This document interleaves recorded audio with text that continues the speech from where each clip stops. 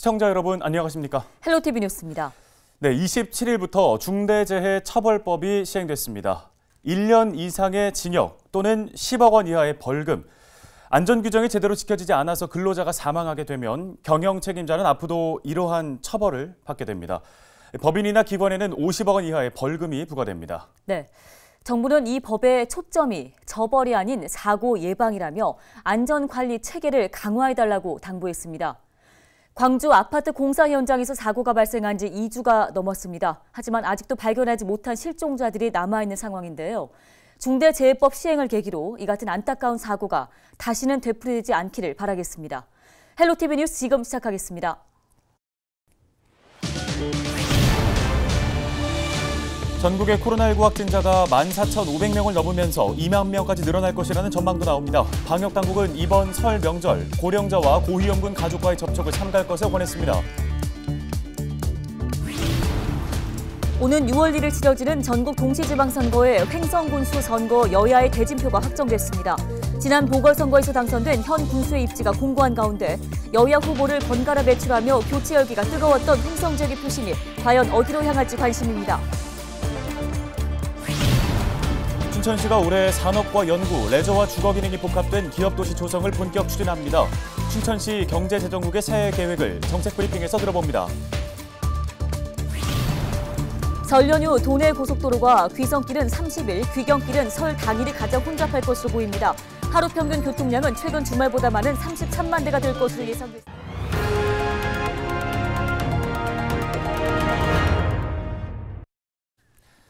네, 설 명절이 코앞으로 다가왔습니다. 오랜만에 가족들을 만나기 위한 발걸음도 이어질 전망인데요. 아쉽지만 올해 설 고향 방문은 가급적 삼가야 할 것으로 보입니다. 바로 오미크론 변이가 무섭게 확산되고 있기 때문입니다. 네, 27일 0시 기준 전국 코로나19 확진자가 14,500명을 넘어섰습니다. 앞으로 2만 명을 넘을 것이라는 전망도 나오고 있는데요. 올 설 명절에도 가급적 고령자와 고위험군 가족과의 접촉은 삼가는 게 좋겠습니다. 박건상 기자입니다. 27일 0시 기준 강원도의 코로나19 누적 확진자는 15,000명을 넘어섰습니다. 지난 21일부터 일주일 사이 900명 가까운 확진자가 발생한 겁니다.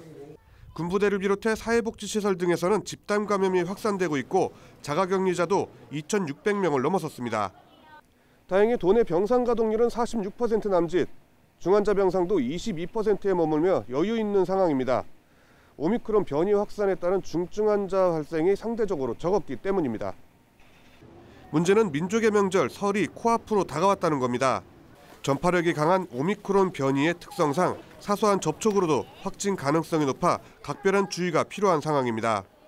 강원도를 비롯한 자치단체들은 설 명절을 앞두고 강도 높은 사회적 거리 두기를 실시할 방침입니다. 특히 강릉의 경우 사회복지시설을 중심으로 확산세가 이어지면서 대면 면회 중단이라는 강수를 빼들었습니다. 전체 확진자 규모의 통제 관리보다는 고위험군의 신속한 진단과 치료에 집중하고자 합니다. 확진자 급증에 대응하기 위해 효율적인 대응 체계로 전환을 했고 이미 엊그제부터는 역학조사, 심층 역학조사도 이런 방식으로 지금 전환을 하고 있는 중입니다.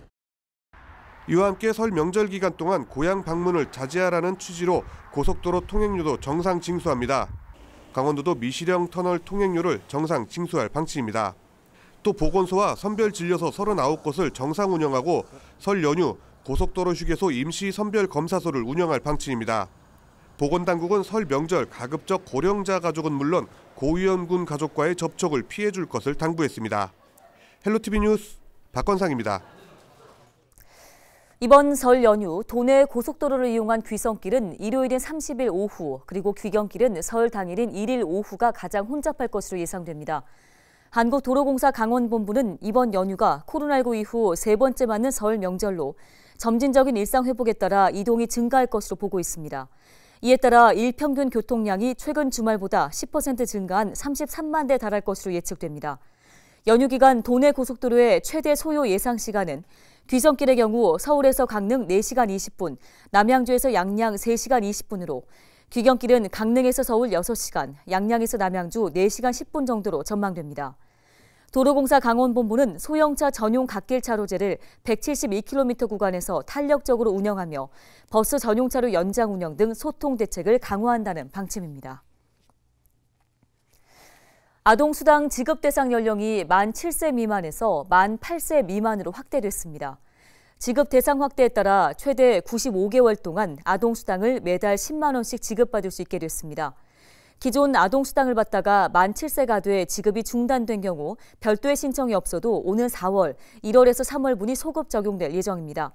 다만 보호자나 계좌 변경, 아동수당 지급 이력이 없는 신규 신청자인 경우 사전 신청 기간인 다음 달 9일부터 3월 31일까지 별도의 신청이 필요합니다.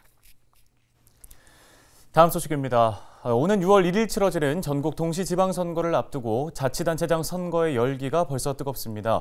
강원도에서는 가장 먼저 횡성군수 선거에 나설 여야 대진표가 확정됐는데요. 네, 현직인 더불어민주당 출신 장신상 군수와 국민의힘 김명기 후보 간의 맞대결 양상으로 굳어지고 있는데요. 남은 넉 달간 더욱더 치열한 경쟁이 예상됩니다. 이다혜 기자입니다. 지난 2020년 치러진 횡성군수 보궐선거, 당시 52%의 득표율로 당선된 장신상 군수가 2년 만에 재선 도전에 나섭니다. 오는 6월 1일 치러지는 전국 동시지방선거에서 더불어민주당의 횡성군수 후보로 일찌감치 확정된 겁니다. 장 군수는 새해 들어 3차 재난기본소득 지급을 비롯한 농촌인력중개센터 신설 등 지방선거를 앞두고 정책 행보를 이어가고 있습니다. 횡성군은 모두가 어려운 시기 또 더 꽁꽁 얼어붙기 전에 지역 경제 회생의 온기를 불어넣기 위해서 어려움을 겪고 있는 국민에게 힘이 되고자 횡성군 의회와 긴밀한 협의로 긴급 추경 예산을 편성해서 다가오는 2월 전 군민을 대상으로 해서 3차 재난기본소득을 지급하려고 결정을 했습니다. 현직인 장신상 군수에 도전할 국민의힘 후보도 확정됐습니다. 국민의힘 횡성군 당원협의회는 지난 26일 자체 여론조사를 거쳐 김명기 군 당원협의회 부위원장을 단일 후보로 결정했습니다. 모두 4명이 치열한 경쟁을 벌였는데 공천을 신청했던 나머지 다른 후보들도 이번 경선 결과에 승복하며 김 후보의 힘을 싣고 있습니다. 저를 이렇게 선택해 주신 군민들의 뜻을 저는 잘 알고 있습니다. 이제 당원 동지 여러분과 국민들의 뜻을 받들어서 이번엔 정권 교체 반드시 이뤄내고 전문경인 GEO 군수 시대를 열어서 횡성경제 꼭 달려내겠습니다. 횡성군수 선거는 지난 2006년 당시 한나라당 출신 한규호 전 군수가 당선된 데 이어 2010년에는 민주당 출신 고석용 전 군수가 당선되는 등 여야 후보들이 한 채 양보 없는 접전을 펼치고 있습니다. 지역 정가에선 오는 6월 치러지는 횡성군수 선거도 사실상 양강 구도로 보고 있습니다. 지방선거까지 남은 시간은 약 4개월. 벌써부터 본선 체제에 돌입한 횡성군수 선거 열기가 이번 설 연휴를 시작으로 더 뜨거워질 전망입니다. 헬로티비 뉴스 이다혜입니다.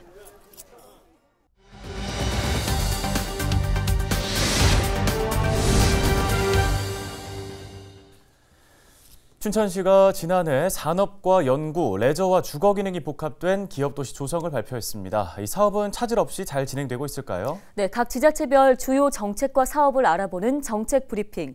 이번 시간에는 춘천시 경제재정국이 올해 내세운 목표에 대해 알아보겠습니다. 양진호 기자입니다. 2022년도 춘천시의 주요 정책 방향과 비전을 알아보는 정책 브리핑입니다. 네, 이번 시간에는 춘천시 경제재정국의 주요 사업에 대한 목표와 방향을 알아볼 건데요. 네, 홍문숙 국장님과 함께 자세한 이야기 나눠보도록 하겠습니다. 네, 안녕하십니까 국장님? 네, 안녕하십니까. 춘천시 경제재정국장 홍문숙입니다. 네, 춘천시 경제재정국이 올해 내세운 목표가 있다면 어떤 것들이 있는지 간략하게 설명 부탁드리겠습니다. 네, 우선은 코로나19 장기화로 침체된 경기를 회복시키는 것입니다. 두 번째로는 지속가능한 도시, 미래 산업의 발판 마련을 위한 신산업 인프라 구축, 산업단지 재생, 준공, 지역 특화 기업도시 조성을 위한 토대를 마련하고 미래 먹거리 산업인 반려동물 특화 산업 육성 체계를 구축하는 것, 그리고 데이터를 기본으로 시민이 편리하게 행정 서비스를 제공받을 수 있는 기반을 마련하는 것이 올해의 목표가 되겠습니다. 네, 앞서 말씀해 주신 것처럼 올해도 역시 코로나19에 대한 지원 정책을 빼놓을 수가 없습니다. 아직까지 지역의 중소상인들과 중소기업인들은 많은 어려움을 겪고 있는데요. 춘천시는 올해 이들을 위해서 어떤 지원 정책을 마련하고 있습니까? 현재 많은 어려움을 겪고 있는 중소기업과 소상공인을 위해서 다양한 정책을 마련했지만 몇 가지만 설명드리도록 하겠습니다. 우선은 중소기업 육성자금인데요. 기업의 사업자금 대출에 대한 이자 보존을 지원하는 사업이 되겠습니다. 상환유예 대상 기업을 매출액 30% 이상에서 매출액 20% 감소 기업으로 확대해서 해당 기업이 상환유예 신청 시 최대 5년간 중소기업 육성 자금을 수혜받을 수 있도록 하였습니다. 또한 특례 보증 출연금을 2억으로 증액해서 매출액 및 사업 영위 기간이 부족해 대출이 어려운 기업에 대해서 보증서 발급을 확대 지원하도록 하였습니다. 중소기업 육성 자금은 연계 지원함으로써 기업과 자금난 해소에 도움을 주고자 합니다. 기존의 농공단지 입주 기업을 대상으로 하였던 물류비 지원 사업은 올해부터 산업단지 입주 기업까지 추가해서 확대 지원할 계획입니다. 네, 그 산단의 조성과 개발 역시 춘천시가 신경 써야 될 부분 중 하나입니다.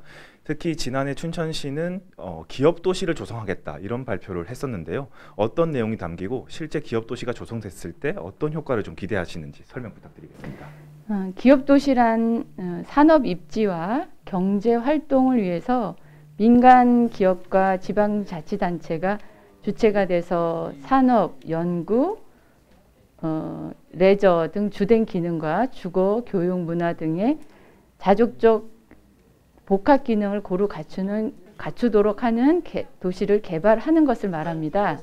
우리 시에서는 미래산업 전략으로 뽑고 있는 정밀의료 분야를 기업도시 핵심 산업으로 정하고 작년 12월 23일 더존 비즈온과 신한은행과 더불어서 남산면 광판리 일원의 사업비는 5천억 원, 320만 평방미터 규모의 춘천 지역 특화 기업도시 조성을 위한 기본 합의서를 체결하였습니다.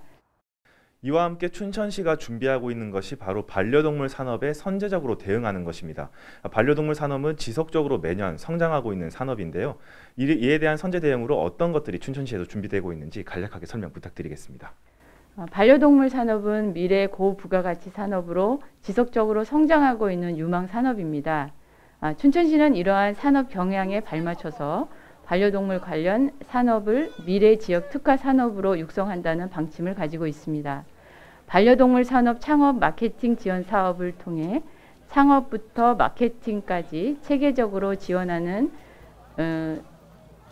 산업 육성 체계를 구축하고 바이오 인식 기반 동물 등록 사업을 추진, 반려동물 기술 분야 선도 도시로 도약하는 준비를 해나갈 계획입니다.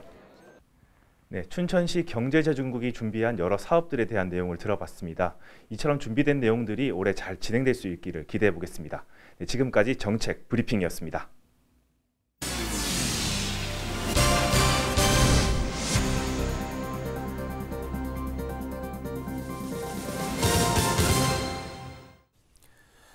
화천 산천어가 첫 수출길에 오릅니다. 화천군은 최근 수산물 무역업체와 산천어 수출 매매 계약을 체결했다고 밝혔는데요. 계약 물량은 모두 15톤, 1억 5,700만 원 규모로 5톤은 미주 지역, 10톤은 동남아시아 등에 수출될 예정입니다. 수출 계약이 마무리되면서 산천어 축제 취소로 남은 산천어 90톤 대부분이 설 연휴 이후에 모두 소진될 것으로 예상됩니다. 동해시가 미신고 숙박업소에 대한 일제 단속 결과 미신고 영업업소 2곳을 적발했다고 밝혔습니다. 시는 지난 2020년 펜션 가스 폭발 사고 이후 숙박업소에 대한 점검을 실시한 결과 지난 2020년 171곳을 적발했습니다. 또 현재까지 96곳은 자진 폐업을 유도했으며 32개 업소에 대해서는 고발이나 폐쇄 명령 등의 조치를 단행했습니다. 헬로티비 뉴스, 오늘 저희가 준비한 소식은 여기까지입니다. 네, 시청해주신 여러분 고맙습니다.